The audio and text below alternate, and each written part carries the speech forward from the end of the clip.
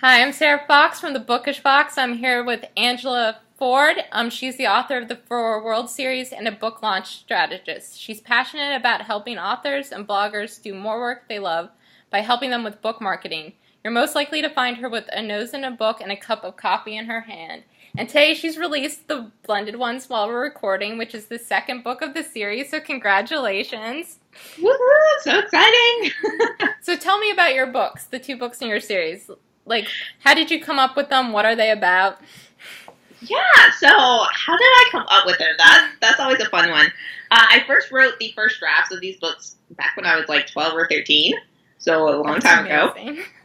Yeah, I had the idea because I always read a ton of fantasy, and I was reading a lot of like Chronicles of Narnia, Lord of the Rings back then, and I decided like I had this like vision of this guy like standing on the edge of a battlefield, and he was just like kind of like relieved and just like stressed, and he had just been through so much, and I was like, I should write a book about a warrior. And then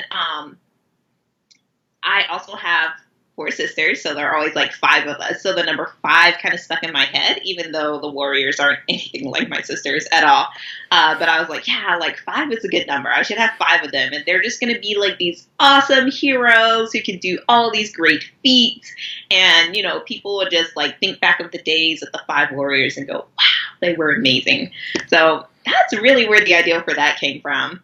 And then after that, I was like, well, I can just turn into this whole epic series and it'll be fun. And I'll do like, I have four worlds. So the North world, the South world, the Western world, and the Eastern world.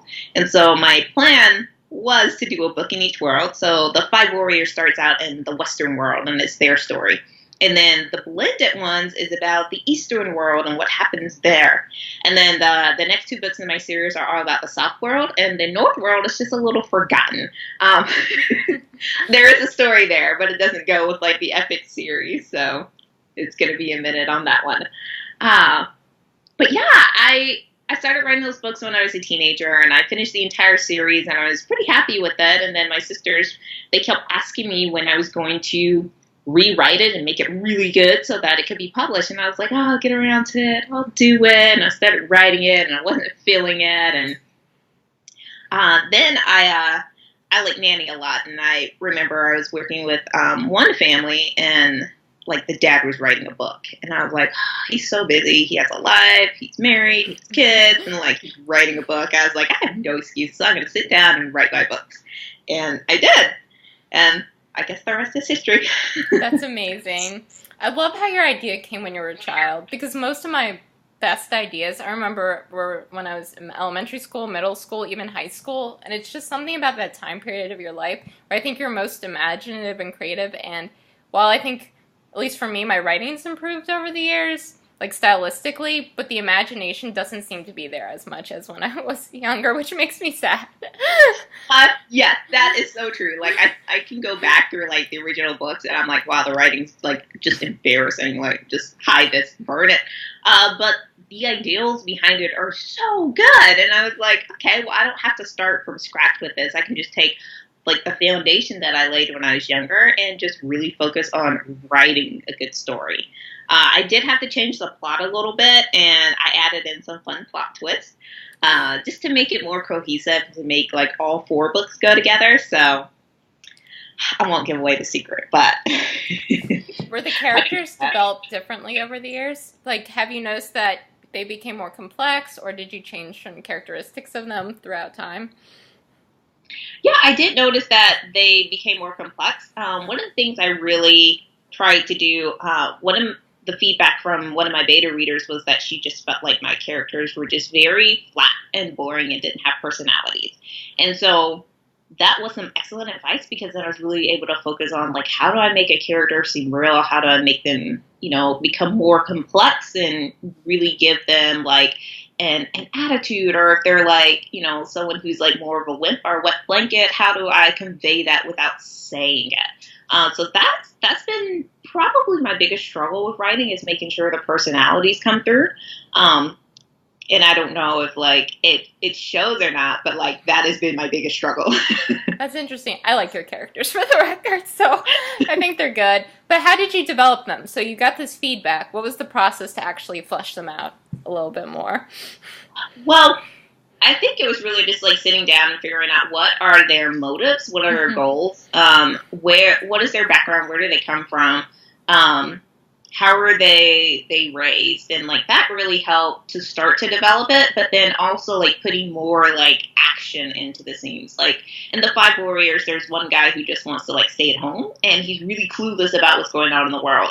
And so like that kind of comes through because he will ask questions or he'll say things, and you're like, why did he say that? That was kind of stupid. And that's why, because he's like this clueless idiot that's kind of like bubbling along, and it's just like, when can I go home? um, just different things like that. And then like one, I want to make him very reserved and kind of like cold and unfriendly in a way. And so most of the time when he's around, like arguments break out. So just those different kinds of things to try to like fit the situation with the personality. And then of course there's the lovable people that everyone loves. They're like, oh, this person is great, and when they're around, everything's perfect. It's like real life. Yeah, you have those people. How did you make time for writing? So you're pretty prolific. You write a lot from like you write thousands of words, like hundreds of thousands of words pretty quickly in my opinion. So do you set a writing schedule? Do you have a routine? Do you outline beforehand? What's your general like writing process as far as like scheduling and planning out the book? Yeah, so one thing with planning out the book is that I'm more of like a fly by the seat of my pants kind of writer, but since I did write all of the first like drafts of those stories when I was younger, I do have those to fall back on, which is excellent. So most of the time, I do have a writing schedule. I actually took a class, how to write your first book in 100 days, and I mean, I was on like my third or fourth draft by the time I took that. But it's really helpful with reminding myself I need to set aside time every single day to write. And sometimes it's writing in my book, sometimes it's just journaling, sometimes it's just blogging, but setting aside time to write every day, making sure I don't miss that appointment, and then having a place in my home where I can write. So, I mean, the dining room table is like my writing spot. That's amazing. Or I'll go like across the street to Starbucks every now and then and like go write, which I will be doing this afternoon. So, Are you gonna like, get a unicorn drink? uh-huh, oh. No, no go for I that. mean, it would go very well with what I'm doing. Like unicorn drink, right? Fantasy sounds perfect, but It looks scary though. With the sour, I'm not sure how that's gonna go down with like the sweet and sour combo. And the sugar level on that I heard is 58 grams. I think. Don't quote me on that. sounds terrifying. I would probably like kill over and die. Or start hallucinating kittens or something. Yeah, well, it could be a good writing session. So maybe, It's like Alice in Wonderland kind of writing session. yes. Use that in a later book, you know. So you mentioned you have beta readers and you've had multiple drafts. So like, what's the editing process for you? Do you have like different stages where you edit on your own, send it to beta readers? Like, how does that work for you? Yeah, so I try to get the story to where I personally want it to be, and then I read it over before I send it to my beta readers. And so they are actually my sisters, and then Oh, like that's a couple of amazing. people that I don't know have never read my stuff. And I really like that my sisters help me out because I am basically writing these stories for them. And so they know what they like, they know what they don't like, and they're actually very critical. That's Like, good. That's a good thing to have. If you don't want people who are like, it's the best book ever. no, they read the blended ones, and I remember I got back a Google document with 35 questions, and I was just like, great. That's always overwhelming when I get stuff back from editors where it's that many questions. You're always sitting there. You need to take the rest of the day off just to process all the comments, and you need a week, at least for me, before I start working on them to just let it simmer. Yes, yeah, it was so intense that I was like, people, like, oh, they're on top of it. And I really like the fact that they all read like different genres. Like one of them reads fantasy, one of them reads more like young adult, you know, one is like pretty much just like nonfiction straight up. So like they have the different kinds of books that they like. But really hearing their feedback is helpful, where they're like, you know what, I was really enjoying this character and then he just kind of like disappeared, or like he fell flat, or just something, you know, where they're not like happy with how the story went. And that helps. So I always do that round. and then I like rewrite it again. I generally send it back to them for another like read through, and then I start engaging a larger audience of beta readers, people that I don't know, because they always come from a different perspective, and I love getting that feedback. And then after that, then I send it off to editing. So how was that whole process for you? Like, what was the editing process like? How did that go? I feel awkward asking you this, but well, with it's interesting because with the Five Warriors, I just kind of struggled with that editing process. I basically just got a proofread, and I wasn't all that thrilled with it. Like, I wasn't like that impressed. I was like, oh, that's cool, commas here, that's great, whatever. But he really liked the book, so that was great too. But with this one, I really wanted, I don't know, like I just really wanted someone that was like more hands-on, that would really treat the book like, like their baby. Like they would just make it sparkle, make it shine. And so when I got back the edits, I was really happy to see that you had done not only like the edited version, because I'd like to see what's happening, but also a clean version. So I started going through like the edits and seeing like, like what your style is when it comes to editing, because that's very important. Mm-hmm. And like how closely it matches with what I'm trying to do with the writing, and if what I'm trying to do is getting across. Because sometimes at some points it seems like, I don't know, editors can kind of like edit out like your creativity. Mm-hmm. So I was really thrilled to see like when I was going through and looking at the changes that had been made, like I was like, oh yeah, that's a great change. Or like, oh yeah, that word, I did want to do something else with that. Like everything was like on point. And then like the complex sentences, like I know I write so many sentences that are so complex.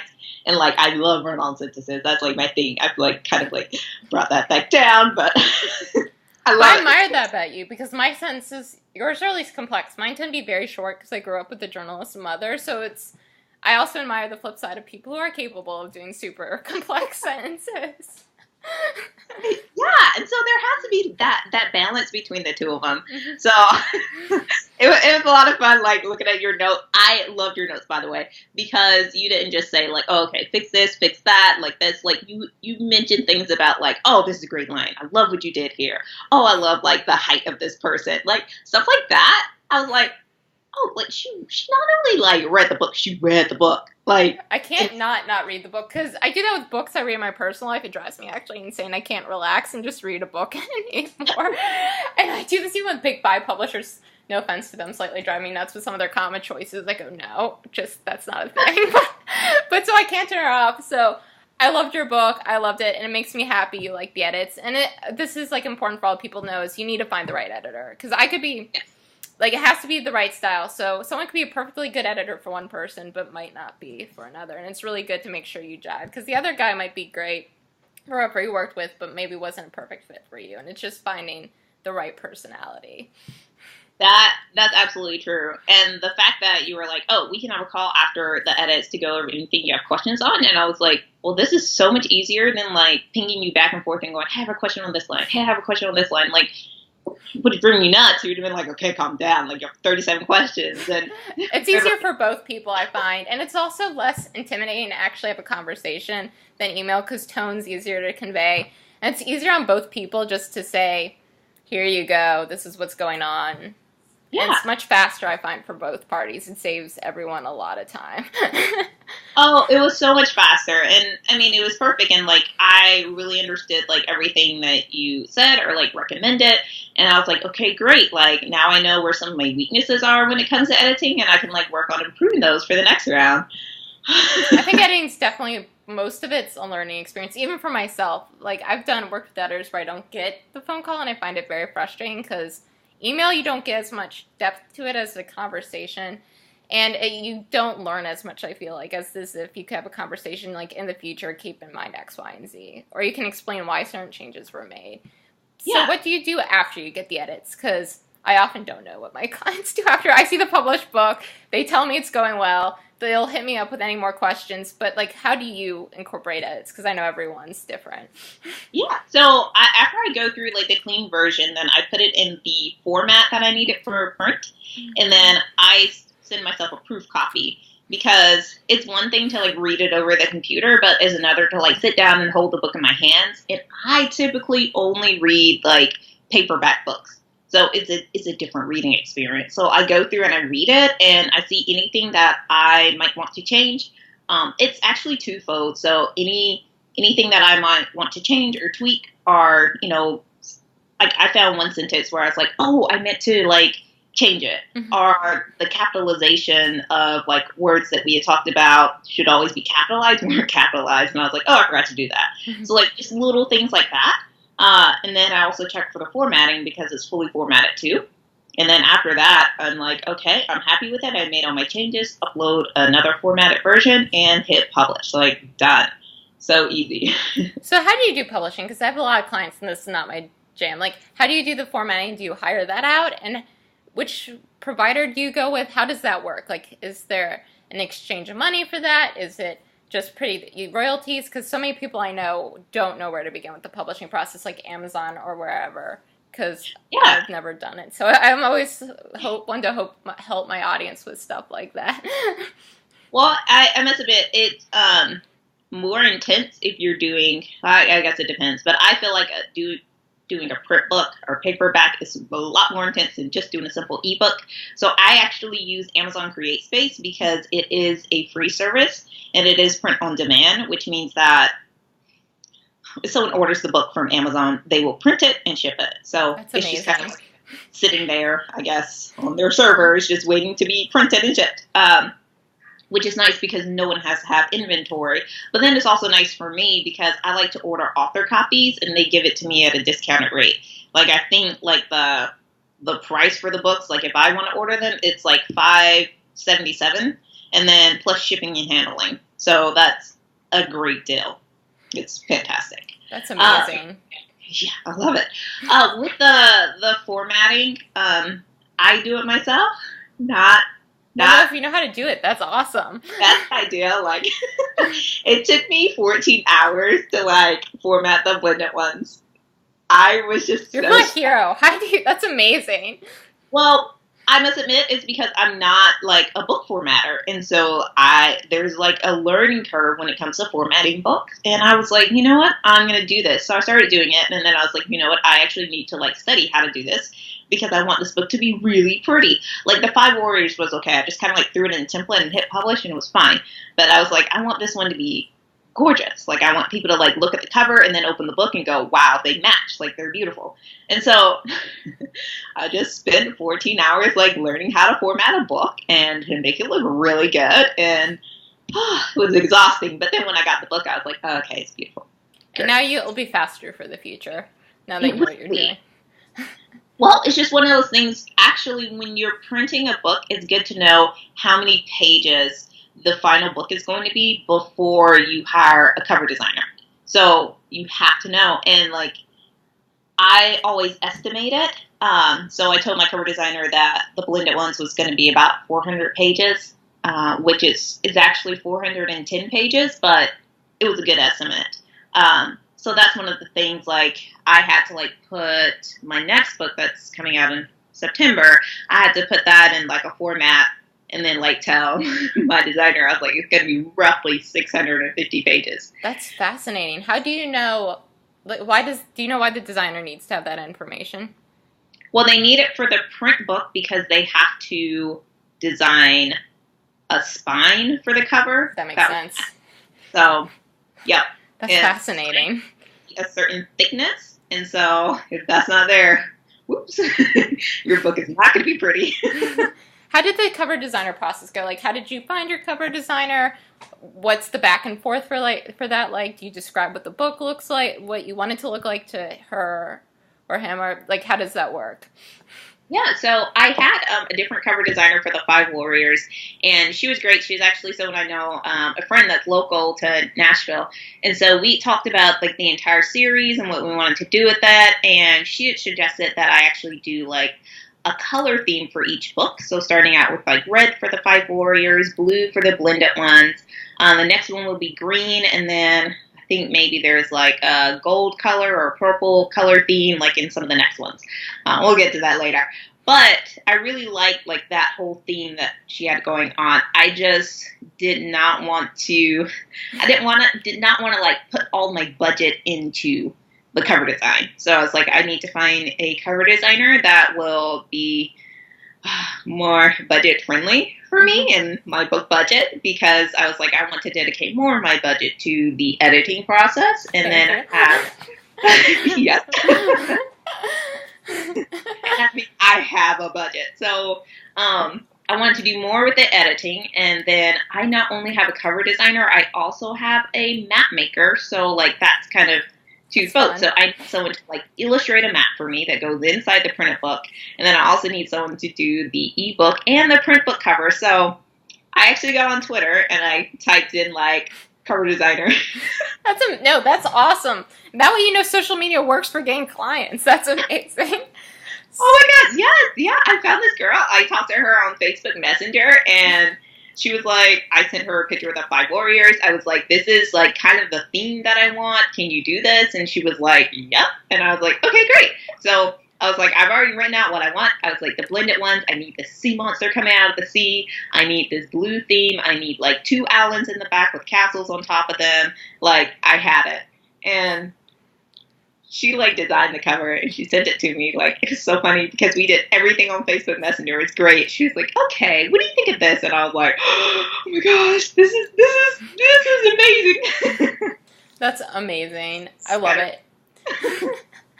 That's so exciting. So how do you market your book then? That's your specialty. That's what you help people with. So tell me how you market your own books and how you help market other people's books. Let me know more about that. Yeah, so really with the book marketing, like, I am such a huge fan of setting goals, because if you set goals for like your book marketing, then you'll actually like have more of a plan and you'll know what you need to do in order to accomplish it. So my big goal with like marketing the 5 warriors, because it was like my very first book, I was like, I just need to build an author platform. Like, I have no fans, I have no one on my email list, and I need to build that up. So that was kind of the start. So I started out with building my website, which I love doing, and then building an email list, which I did a lot with giveaways in order to grow that. And then when the blended ones came along, my big goal was, I was like, okay, I just need to like double and triple everything.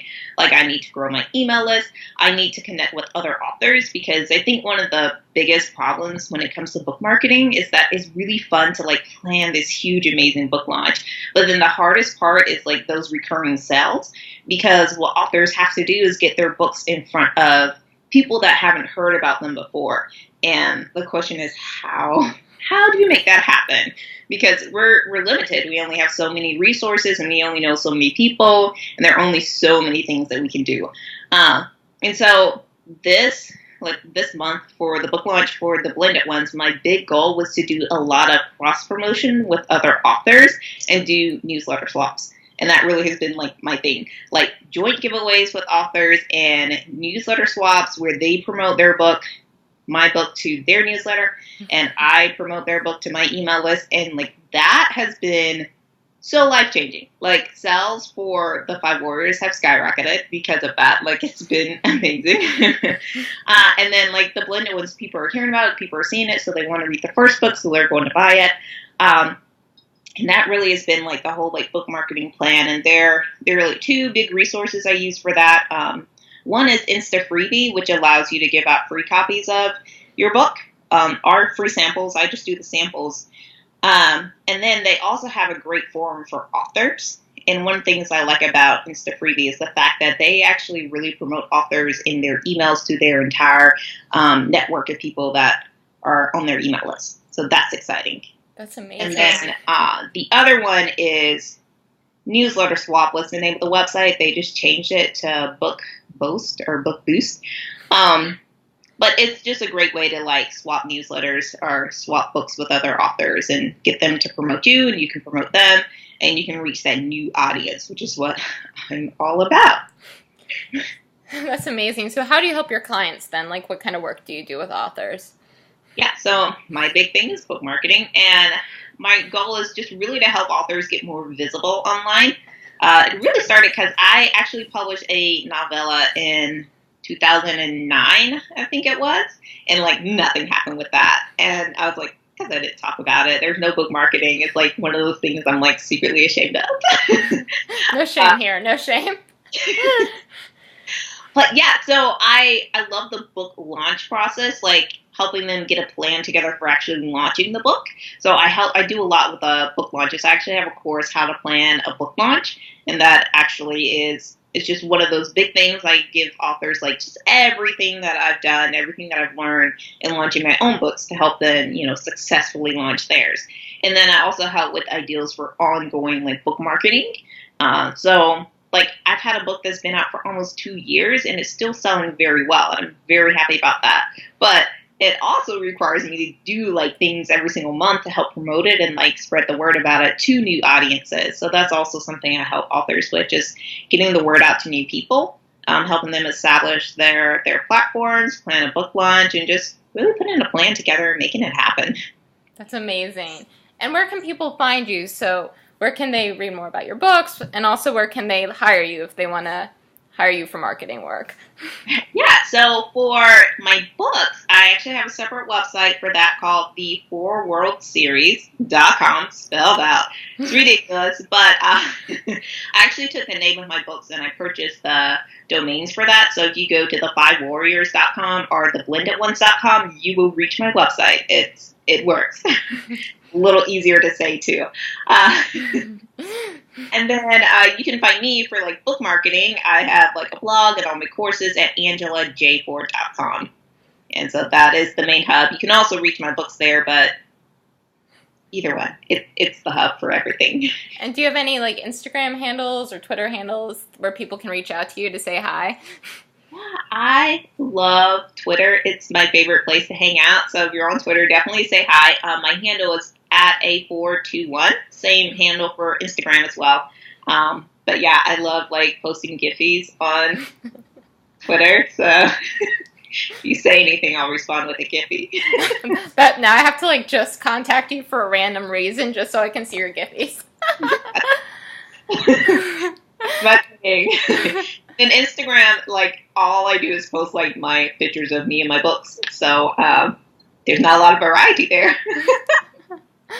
Well, thank you so much for meeting with me today. And everyone check out Angela's site, some books. They're amazing. So if you like fantasy, definitely give them a read. And I will see you all next week. And thank you again for coming, Angela. Thank you. It's wonderful. Have a good day. You too.